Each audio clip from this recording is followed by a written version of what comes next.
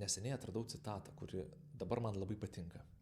Ir jos autorius yra Albertas Einšteinas, kuris pasakė, kad gyventi galima dviem būdais. Arba žvelgti į gyvenimą, tarsi jame nebūtų stebuklų, arba matyti gyvenimą kaip visiškai stebuklingą. Kur vien stebuklai? Pasirodo, Einšteinas tikėjo stebuklais. Ir jisai tikėjo ir Dievu. Jisai nebuvo ateistas. Ir nepaisant to, kad turėjo milžinišką intelektą, labai skvarbų ir aštrų protą, jisai tikrai nebuvo sustabarėjusios sąmonės žmogus. Ir kalbėjo Einšteinas apie Dievą, kaip ne apie tą Dievą, kuris kaip karalius toks dogmatinis Dievas, kuris sėdi viršuje, iš aukštai žiūri ir baudžia arba apdovanoja. Baudžia nusidėjėlius, apdovanoja nusipelniusius ir kišasi į kiekvieno individo gyvenimą ir žiūri, ar jis gerai pasielgia, ar negerai pasielgia, ar čia nubausta, ar ką su juo daryti. Jis kalbėjo apie Dievą kaip apie visatą rišančią, kaip viską apimančią ir pro visur besiskverbiančią jėgą ir mus siejančią, mus saistančią. Ir jisai kalbėjo apie žmogų kaip apie visumos dalį, kad mes vieni kitiems darome neišvengiamą įtaką ir mūsų atjauta, ir mūsų refleksija, ir mūsų mintis, ir mūsų veiksmai, jie yra tos visumos dalis. Ir mane iš tikrųjų tai labai nustebino, galbūt pradžiai nustebino, bet labai nudžiugino, nes pasirodo, vienas didžiausių mūsų planetos protų, jisai tikėjo stebuklais ir jisai nebuvo prisirišęs prie daiktinės sąmonės. Man įdomu, ką jums reiškia šita Einšteino citata, bet man tai reiškia, aš apie tai daug mąstau ir man tai reiškia, kad mes galime galvoti apie pasaulį kaip apie daiktų tokią realybę, kurioje mes tarsi žinom arba pažįstam ir naudojam, išnaudojam, nuspėjam, bandom pamatuoti. Ir labai daug mūsų civilizacijos yra pastatyta ant to. Ir viskas tvarkoje, tai tikrai veikia, bet tai veikia iš dalies. Nes ten nebelieka stebuklų. Ten yra tik tais, pažinta arba nepažinta, galbūt mes dar negalim to pamatuoti, bet mes pamatuosim, viskas bus gerai. Ir mes pamatuosim tam, kad mes galėtume tai kontroliuoti ir valdyti ir panaudoti. Ir nebenorima iš vis nustebti. Nebenorima nežinoti, nes galų gale kas yra stebuklas? Stebuklas tai yra tai, ko mes nežinome, ko mes nesuprantame iki galo. Tai yra, kažkoks įvykis ar kažkoks fenomenas, kur žmogus nustemba ir jisai, stebuklas, aš nesitikėjau, aš nežinojau, aš nesuprantu, iš kur jisai atėjo, kas jį sutvėrė, kas jį sukūrė. Ir tai yra stebuklas, ir tai yra stebuklinga sąmonė, tokia nustembanti sąmonė. Bet ne, mes dabar galvojam, kad mes galim sukurti daiktą ir kadangi mes jį sukūrėm, tai mes jį pažįstam. Bet iš tikrųjų, ar tikrai mes pažįstam tos daiktus? Galų gale, ar jūs pažįstat atomus? Ar aš galiu pažinti ir savo kūną, ar savo ranką ir visas ląsteles, kurios dalinasi, ir visus atomus, kurie yra tose ląstelėse, ir pats atomas yra mums labai nepažinus, mes nesuprantam tų atomų galų gale. Net ir fizikai, jie, kalba apie atomus ir apie elektronus kaip apie dalykus, kur, taip mes žinom, bet iš tikrųjų tai mes nelabai gerai suprantam visiškai, kas tai yra ir kodėl tai yra ir kaip tai veikia. Bet mes galim juos panaudoti. Mes galim elektroną panaudoti kaip tokį. Čia elektronas plius, elektronas minus ir mes galim kurti mokslą, kurti vaistus, daryti kažkokius tai dalykus. Vėlgi tai turi savo vietą, bet mes pamiršom labai tą stebuklingą mąstymą, kai mes galim nustebti ir pradėti į viską žiūrėti kaip į stebuklą. Nes vėlgi, jeigu stebuklas yra nepažinta realybės dalis, tai į visą realybę mes galim žiūrėti kaip į stebuklą, nes mes esame čia, mes būname čia, mes galime pakeisti savo perspektyvą ir suprasti, kad visa mano egzistencija yra absoliutus stebuklas. Tai yra viskas stebuklinga ir viskas, ką aš matau, yra stebuklinga. Materija, kuri susiklijavo į kažką, jinai yra čia tam, kad aš ją galėčiau paliesti ir su ją būti, kažką su ją padaryti. Bet ir tai ta materija yra, didžioji dalis jos yra absoliuti tuštuma. Atomas pasirodo yra 99,999 ten kažkiek procentų tuštuma. Tai aš didžiąją dalimi bendrauju su tuštuma. Vėlgi, tai yra nesuvokiamas konceptas. Nesuvokiamas konceptas ir mes skrendam ant planetos, kuris sukasi milžinišku greičiu ir skrieja per mūsų galaktiką dar didesniu nesuvokiamu greičiu. Bet staiga aš nusprendžiu, kad visa tai yra savaime suprantama.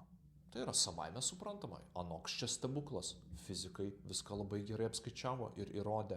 Ir štai mes turime tą ir tą. Bet ar nuo to nepasikeičia žmogus pats? Nepasikeičia jo protas? Kaip vaikas, kuris nebenustemba, nes jam neša vis naują desertą, vis naują ledų porciją, vis naują žaislą ir jis užkraunamas žaislais ir tai yra dar vienas žaislas ir jis absoliučiai jau nebeišsilyjęs, bet tai yra dar viena tiesiog įvairovės kertelė ir jisai pasiema tą žaislą ir numeta tą žaislą. Absoliučiai nebenustemba. Ir man toksai didelis skausmas yra, kai aš matau, kad vaikas nebenustemba, jis praranda tą stebuklų sąmonę. Ir mes visi, ko gero, per savo gyvenimą galim prarasti tą stebuklų sąmonę arba dalį jos ir užmiršti, kad mes esame stebuklingi, kad viskas iš tikrųjų tai yra labai, labai stebuklinga. Ir jeigu mes pabandome save tenais palaikyti, mes tada galime pradėti jausti. Ne tik žinoti, bet jausti. Jausti gyvenimą, jausti kitus, jausti aplinką, jausti, kaip keičiasi mano gyvenimas. Šiandien kitokia diena, kažkas pasikeitė. Kažkaip kitaip jaučiasi diena. Jausmas tarsi būtų atostogos. Arba jausmas tarsi baigėsi kažkoks tai etapas. Arba prasideda naujas etapas. Kas tai per jausmas? Ar jis pamatuojamas yra? Ne, jis nepamatuojamas. Jis nėra absoliučiai daiktinis dalykas. Bet štai aš galiu savo pasirinkti būti atviras tokiems pojūčiams. Tas žmogus, jisai jaučiasi tarsi virš jo būtų debesėlis kažkoks, tarsi jis prislėgtas būtų. Nežinau, kas yra, nežinau kodėl, bet tarsi jisai toks trupučiuką. Arba tu švyti šiandien. Žmogus švyti, jisai kitoks, jisai vat kažkas su juo yra kitaip, tarsi jisai ant debesies eina. Arba mano sveikata, aš jaučiu, kad visa tai prasidėjo tada, kai aš išsikraušiau į kitą miestą, kuriame aš nelabai norėjau gyventi. Ir nuo to laiko viskas pradėjo keistis, aš nežinau, susipažinau su žmonėmis, draugais. Kažkas viską pradėjo griūti mano gyvenimas. Arba jaučiu, kad aš noriu kraustytis į tą šalį. Arba aš jaučiu, kad aš turiu paskambinti dabar tam ir tam žmogui. Aš jaučiu, kad dabar turiu paskambinti savo mamai arba močiutei. Nežinau, kodėl, kelintą kartą pagalvoju apie savo močiutę. Kodėl aš apie ją pagalvoju? Gal man reikėtų paskambinti ir su ja susitikti. Milžiniškas dalykas mūsų gyvenime atsiveria, kai mes esame stebuklų sąmoniai, kai mes nebe prisirišę prie daiktų, žinojimo, tiesa, netiesa. Kai mes nustojam kritikuoti realybę. Kai žmogus eina gatvė ir sako, neturi būti dabar gatvėje remonto. Išrinkti ne tie. Išrinkti dabar yra blogi, turėjo būti išrinkti geri. Oras dabar netoks. Dabar lyja, negerai, kad lyja. Debesis, negerai debesis, turi būti saulė.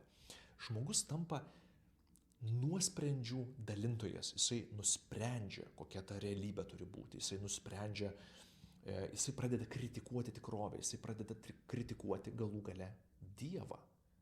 Nes jeigu Dievas yra viską tverinti, jėga, būtis, sąvoka, viską tverinti sąvoka, vadinasi, aš negaliu be atskirti daiktų, aš negaliu atskirti savęs ir kitų žmonių nuo Dievo. Nebegaliu.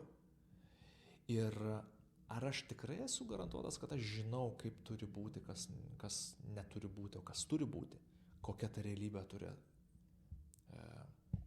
atrodyti, kaip jinai turi atrodyti, kokie jinai turi suktis aplinkui. Aš nemanau, kad aš žinau.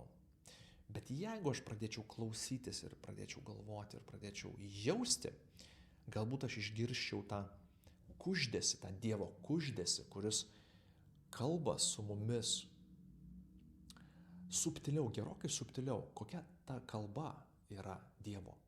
Ar tai žodžiai, ar tai jausmai, ar tai pojūčiai, ar tai kažkas visiškai kito, kurią mes net neturim žodžių. Aš norėčiau sužinoti, aš norėčiau atrasti. Ir aš žinau, kokioj sąmoniai aš būdamas neatrasiu. Aš žinau, kad kai aš sukietėjau, aš pasidarau kietakaktis, aš žinau, kaip turi būti, aš labai labai nusiteikęs ta kryptimi ir niekas kitas negali man pasakyti, kaip turi būti kitaip. Ir ar tikrai aš ten išgirsiu tylų kuždesį? Ir tada aš galiu sakyti, man reikia ugnimi degančių raidžių danguje. Tik tais taip aš suprasiu Dievo žodį. Aišku, būtų labai lengva. Ir galbūt tada mums ta laisva valia nelabai ir būtų reikalinga. Iš tikrųjų, jeigu mes matytume labai aiškiai titrais išrašyta, ar ne, kaip viskas turi būti. O kas jeigu mes iš tikrųjų visada yra parašyta, visada yra pasakyta, visada yra sakoma ir sufleruojama ir rodoma, tik mūsų smegenys yra truputėlį persivertusios ir mes tikimės, kad tai turėtų atrodyti visai kitaip. Mes net nematom, mes net negirdim, mes net nesuprantam, kad ženklų yra pilna. Bet jeigu žmogus ateina į tą stebuklų sąmonę, į tą stebuklingą protą ir tą visai kitokią būseną, gal tada jisai pradeda matyti tuos visus subtilius ženklus kaip Dievo kalbą, kaip nuolatinį stebuklų šokį. Ir kas tada su juo vyksta, kas vyksta su jo aplinka ir kur toliau tai veda mus, jeigu mes galime leisti atsidurti savo tokiose būsenose. Kaip tada atrodo mūsų darbas, kaip tada atrodo mūsų bendravimas tarpusavyje, kaip atrodo gydymas ir gydymasis ir gyjimas, kaip atrodo mūsų santykis tada su pasauliu, ar mes norim jį išnaudoti ir sunaudoti, ar mes norime matyti jį besiskleidžiantį. Tai man tai reiškia, man tokia yra tos citatos reikšmė. Įdomu, ką jums tai reiškia. Galite pasidalinti komentare. Ačiū, kad klausėt. Iki kito karto.